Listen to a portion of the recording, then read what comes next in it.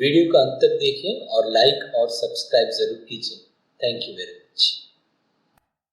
इस क्वेश्चन में A B एक सर्कल का डायमीटर है क्योंकि ये सेंटर ऑफ द सर्कल से पास होता है। C D radius of the circle का बराबर है, यानी C D is equal to O A equal to O B equal to O C equal to O D. ये सारे रेडियस ऑफ द सर्कल हैं। हमें प्रूव करना है कि angle A B equal to 60 degree है। गिवन है AB is a diameter of the circle with center O and CD is equal to OA equal to OB equal to OC equal to OD equal to radii of the circle means R। Proof हमें करना है कि angle AEB equal to 60 degree. यहाँ पर हम construct करेंगे। हम A से D को ज्वाइन करेंगे, O से C को ज्वाइन करेंगे और O से D को ज्वाइन करेंगे। तो चलिए हम लिख लेते हैं यहाँ पर joint OC, OD and AD। यहाँ पर ट्राइंगल OCD जो है एक इक्विलेटरल ट्राइंगल है। यहाँ पर CD जो है इस सर्कल का रेडियस का इक्वल है और यहाँ पर OC और OD भी रेडियस ऑफ द सर्कल है, यानी ये तीनों साइड जो है इसका इक्वल हो चुका है। यहाँ पे रीजन हमने लिख दिया है। जैसे कि हम जानते हैं कि एक इक्विलेटरल ट्राइंगल में ईच एंगल 60 डिग्री का होता है, तो यहाँ पर एंगल COD का मेजर आ जाएगा 60 डिग्री। तो चलिए इसे हम लिख लेते हैं angle COD equal to 60 degree. यहाँ पर जैसे देख सकते हैं कि आर्क CD सेंटर पर एंगल COD सबटेंड करता है और पॉइंट A पर एंगल CAD सबटेंड करता है। तो हम जानते हैं कि the angle subtended by an arc at the centre is double the angle subtended by it at any point on the remaining part of the circle.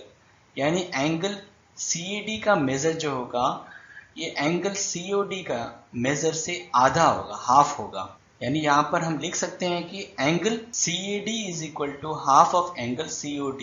Angle COD का answer 60 degree है, तो एंगल CAD का answer आ जाएगा 30 degree. Figure में हमने mark कर दिया है angle CAD equal to 30 degree. Triangle ADB देख सकते हैं यहाँ पर AB जो है डायमीटर ऑफ द सर्कल है, यानी सर्कल को दो सेमी सर्कल में डिवाइड कर रहा है। सेमी सर्कल में पॉइंट D पर ये एंगल ADB सबटेंड करता है।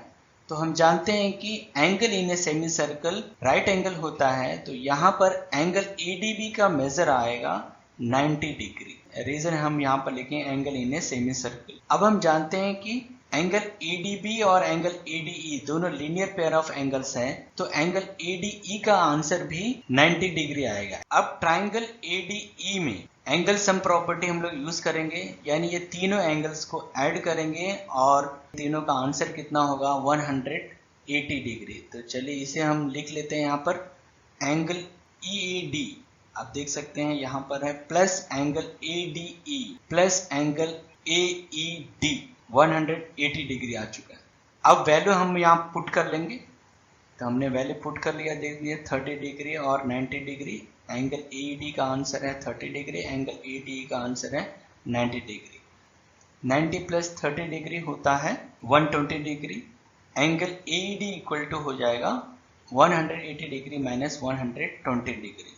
एंगल AED हमें मिलेगा 60 डिग्री। एंगल AED देख सकते हैं यहाँ तक लिया हुआ है, तो इसे हम एंगल AEB भी लिख सकते हैं यहाँ तक। एंगल AED के प्लेस पर हम एंगल AEB लिखेंगे यहाँ पर, क्योंकि दोनों सेम है, तो लिख सकते हैं angle AEB equal to 60 degree.